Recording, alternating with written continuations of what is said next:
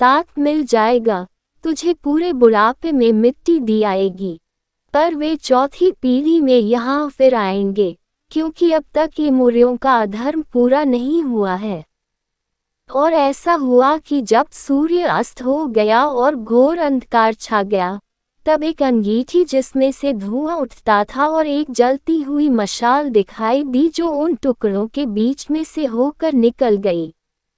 इसी दिन यहोवा ने अनाम के साथ यह वाचा बांधी, मिस्र के महान से लेकर परात नामक बड़े नग तक जितना देश है, अर्थात कैनियों, कनिज्जियों, कदमोनियों, हित्तियों, परिज्जियों, रपाइयों, एमोरियों, कनानियों, गिर्गाशियों और यबूसियों का देश मैंने तेरे वंश को दिया है।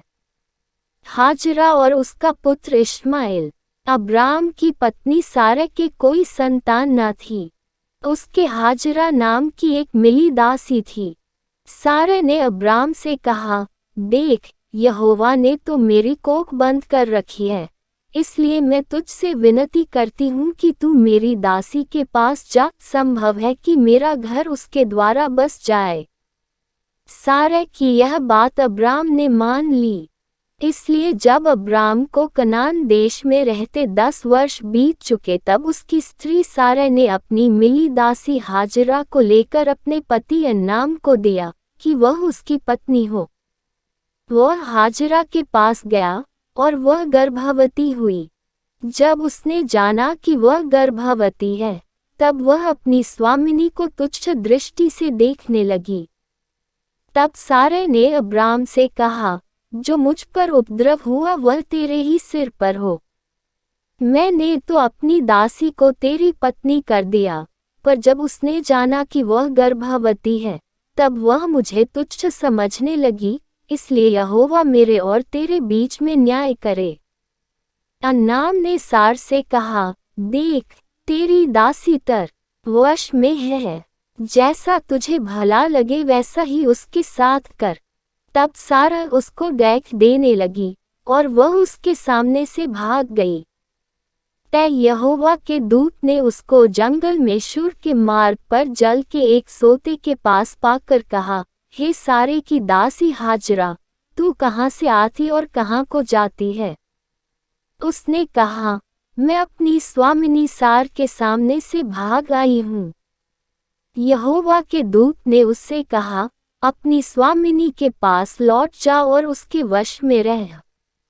और यहोवा के दूत ने उससे ये भी कहा, मैं तेरे वंश को बहुत बढ़ाऊंगा, यहाँ तक कि बहुतायत के कारण उसको गणना न हो सकेगी। और यहोवा के दूत ने उससे कहा, देख, तू गर्भवती है और पुत्र जनेगी, तू उसका नाम इश्माएल रखना, क्योंकि यहोवा ने तेरे डेख का हाल सुन लिया है। और वह मनुष्य बनेले गदहे के समान होगा, उसका हाथ सबके विरुद्ध उठेगा और सबके हाथ उसके विरुद्ध उठेंगे, और वह अपने सब भाई बंधुओं के मध्य में बसा रहेगा। तब उसने यहोवा का नाम जिसने उससे बातें की थी, अत्तैल रोई रख कर कहा, क्या मैं यहाँ भी उसको जाते हुए देखने पाए और देखने के बाद भी जीवित रही। इस कारण उस कुएं का नाम लहरोई कुआं पड़ा, वह तो कादेश और बेरेत के बीच में है। हाजरा को अब्राम के द्वारा एक पुत्र हुआ, और अब्राम ने अपने पुत्र का नाम, जिसे हाजरा ने जन्म दिया था, इश्माएल रखा।